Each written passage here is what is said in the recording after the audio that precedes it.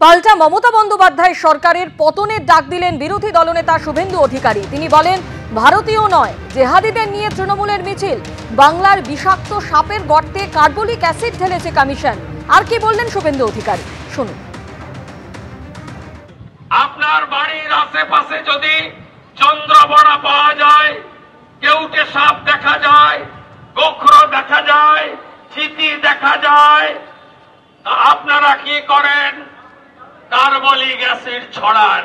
ভারতের নির্বাচন কমিশন তারা পশ্চিমবঙ্গে এই বিষাক্ত সাপেদের গর্তে কার্বলিক অ্যাসিড ঢেলে দিয়েছেন। পিল পিল পিল পিল পিল পিল করে বেরিয়ে পড়েছে। হাঁটছে খালা মমতা, সাথে কয়লা ভাইপো, আর পিছনে সাপেরা এগিয়ে যাচ্ছে। এসআইআর মানছি না, মানব না।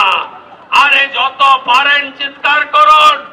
21শে জুলাই আপনার সুন্দর হিন্দি ভাষণে ধর্মতলায় বলেছিলেন, एसआईआर करने नहीं दूंगा, लड़के लूंगा, घिराव कर दूंगा।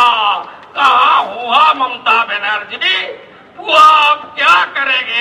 आप एसआईआर भी चालू हो गया, 7 फरवरी वोटर लिस्ट भी आ जाएगा, और आपका रोहिंग्या और बांग्लादेशी मुस्लिम घुसपैठिया वो कहाँ जाएगा? একদিকে এসআইআর এর বিরোধিতায় আজকে তৃণমূল কংগ্রেস সেখানে পথে নামলো, মেগা র্যালি করলো। মমতা বন্দ্যোপাধ্যায়, অভিষেক বন্দ্যোপাধ্যায়ের নেতৃত্বে আজকে মিছিলে হাঁটলেন তৃণমূলের কর্মী সমর্থকেরা। অন্যদিকে সোদপুরে আজকে শুভেন্দু অধিকারীর মিছিল। একদিকে তৃণমূলের এসআইআর প্রতিবাদ, আর অন্যদিকে সোদপুরে মিছিল করলেন শুভেন্দু অধিকারী। পাল্টা মিছিল শুভেন্দু অধিকারীর নেতৃত্বে। আর অন্যদিকে আজকে বিক্ষোভ দেখিয়েছে কংগ্রেসও।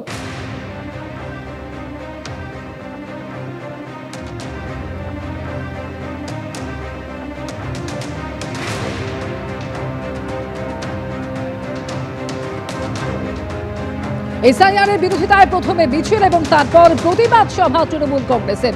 আর যে প্রতিবাদ সভা থেকে সুর আরো চড়িয়েছেন মমতা বন্দ্যোপাধ্যায়। একযোগে তিনি প্রধানমন্ত্রী থেকে শুরু করে কেন্দ্রীয় স্বরাষ্ট্রমন্ত্রীকে নিশানা করেছেন।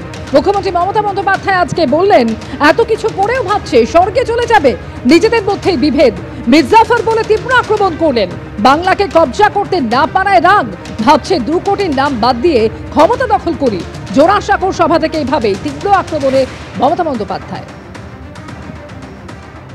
मिर्जाफर जी, जब बांग्लादेश अशांति छिलो तो आपने क्या किया? आपने बोला, बांग्लाয় প্রথমে বলি 2024 পর্যন্ত যারা এসছেন তাদের তাড়ানো হবে না। মানেটা কি? তাদের ভোটার লিস্টের নাম ঢোকাবেন? তারা তো এন্টাইটেল নয়। এন্টাইটেল কারা? যাদের ভোটার লিস্টে আগে নাম ছিল, যারা পরিচয়পত্র বের করেছেন, যারা এদেশের মানুষ। এখন আবার নতুন কথা বলছে নাগরিক। ওরা নাকি নাগরিকের অধিকার দেবে। নাগরিকের অধিকারই কেড়ে নিচ্ছে, তারা দেবে নাকি নাগরিকের অধিকার।